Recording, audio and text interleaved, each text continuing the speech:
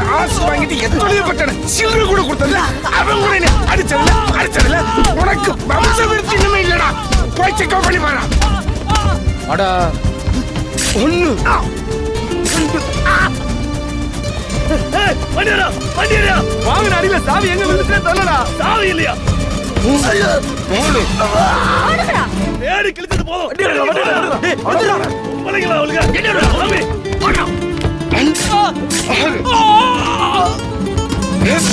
ஐயோ என்னடா குத்திட்ட?